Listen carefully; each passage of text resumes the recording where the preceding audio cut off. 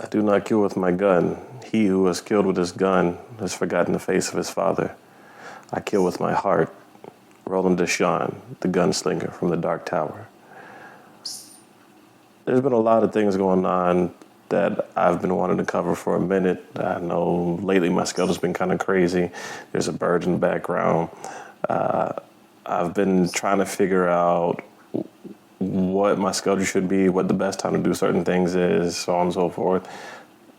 And one of the craziest things as far as dealing with the podcast is like, you got to be consistent over and over and over again. There's always going to be some topics out there. There's always going to be something to discuss.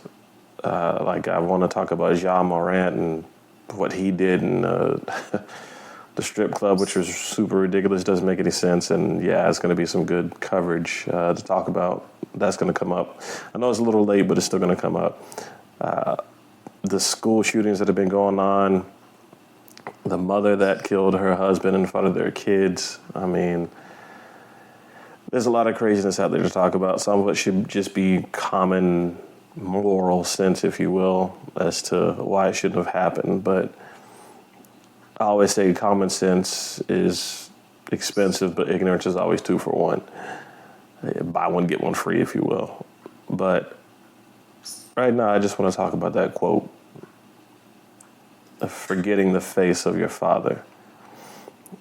I think I've already covered that, but nonetheless, it still stands out. I guess you could say it's kind of like a mantra of this channel, like, never forget the face of your father. It's something that should be prevalent on a common everyday basis. It's not anything that's meant to piss off a woman or anything, or just place men above all, but it's just a common reminder that human decency and the right-minded moral teaching should be there.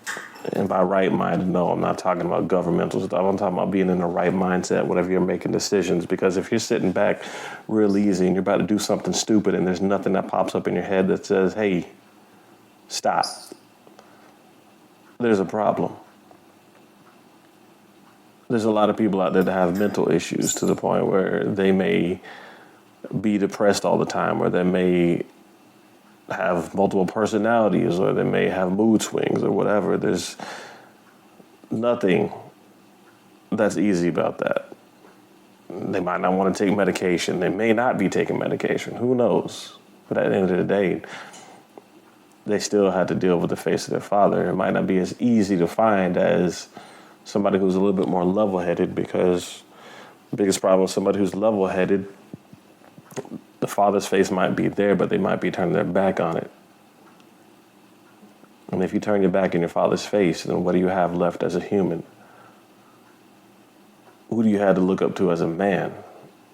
Most of these athletes, entertainers, celebrities, people who may seem like they're higher above in, a field that you may have interest in. Yeah, you may see them from a anecdotal standpoint, or on TV or on YouTube standpoint, but at the end of the day, who are they really? Do you really know these people? And are they worthy enough to replace the image of your father?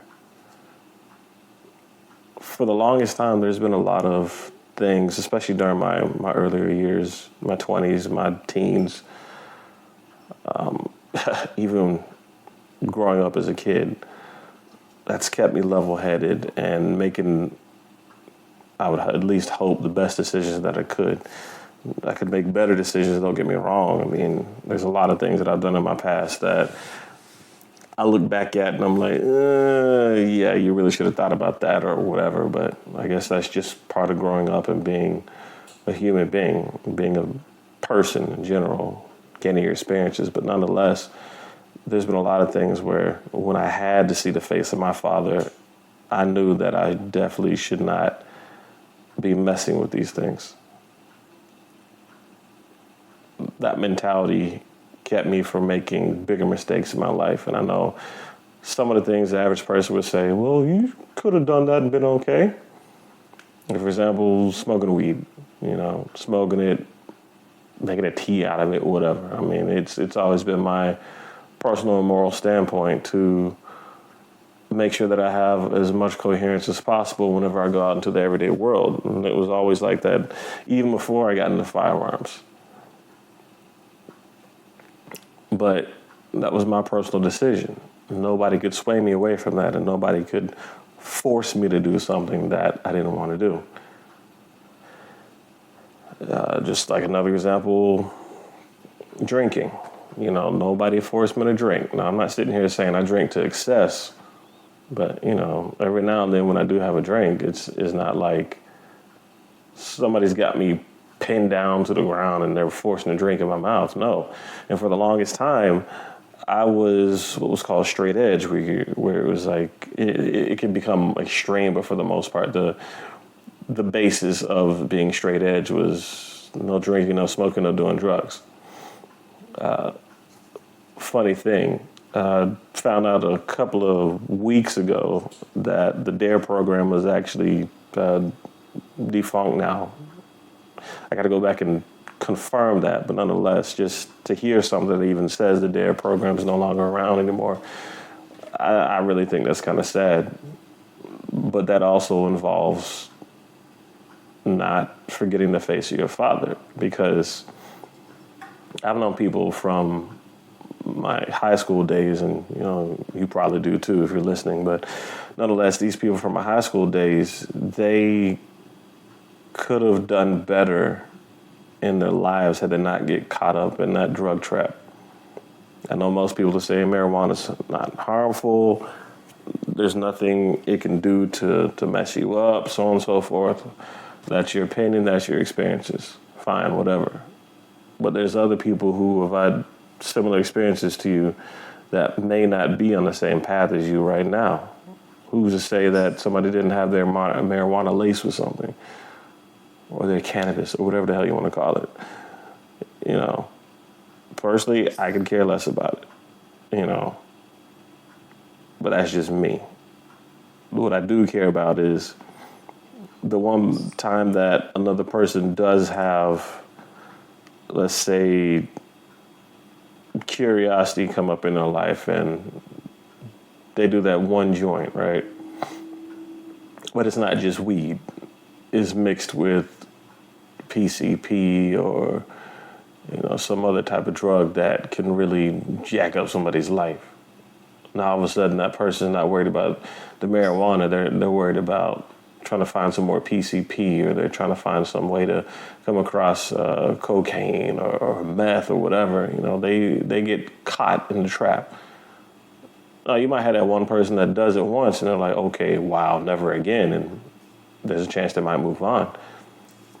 But there's also a chance where that person may fall deeper and deeper into that hole that they never planned on being in. They had the freedom of choice robbed from them.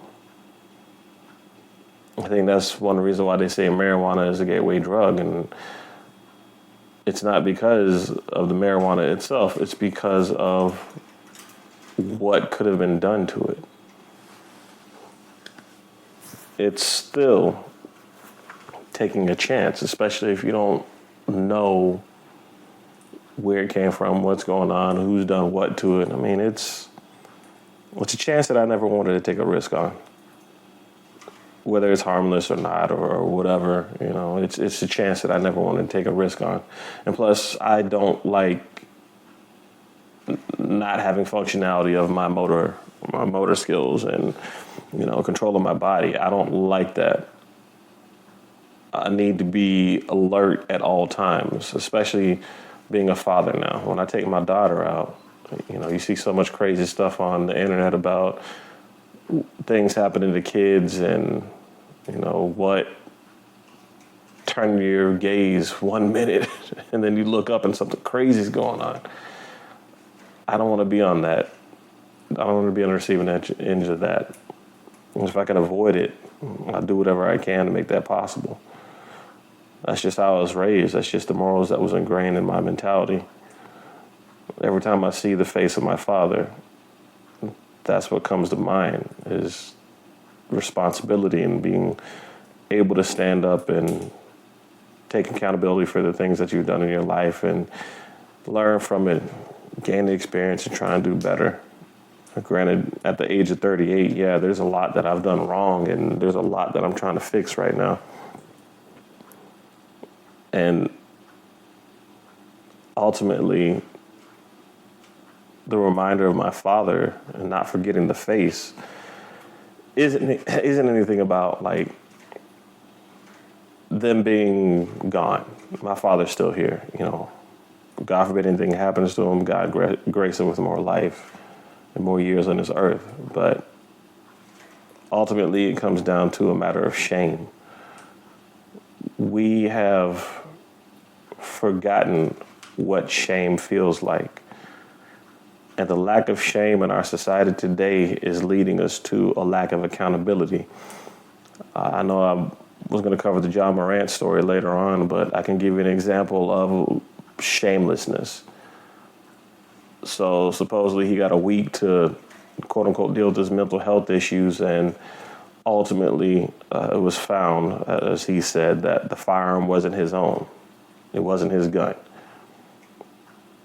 There's no shame in the fact that he decided to pick up someone else's gun and flash it on his cell phone camera and record it, take a video of it, put it up on the internet so everybody could just ooh and ah about it. But once he got that hand slapped and reality came back to bite him, he was trying to pawn the responsibility of his choices off on somebody else.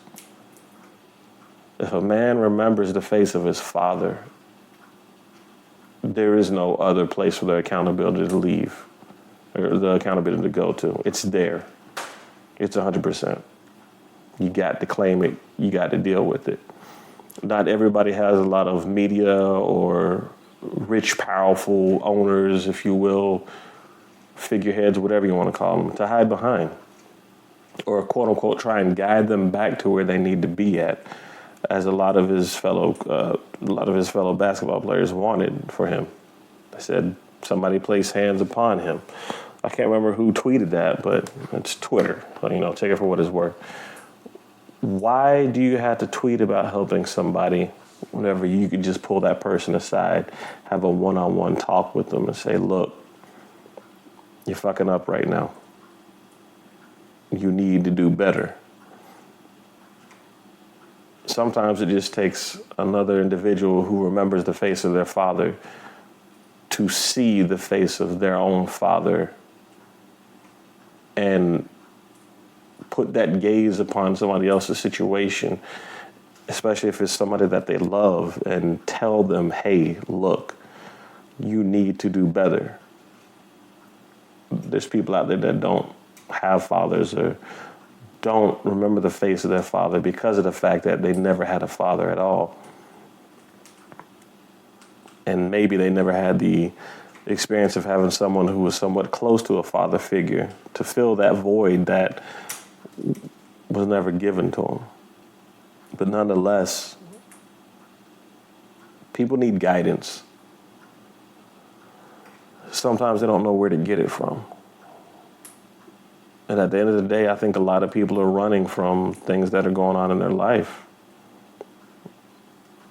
The weight of responsibility, it bears heavy upon of individual shoulders. I know myself, I'm pretty much Atlas at this point in my mind. But nonetheless, I'm still trying to bear this burden.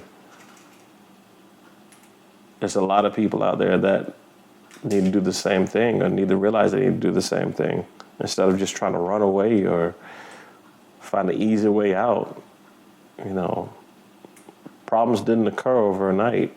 They occurred over a span of time. But accountability has to be taken right on the spot. And as long as it took to create those problems, it may take just as long to find a solution.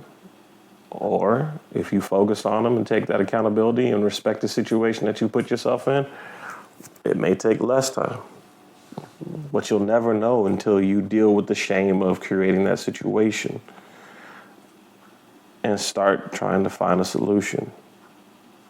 Or just realizing that that choice in general before you even make it is just a bad decision.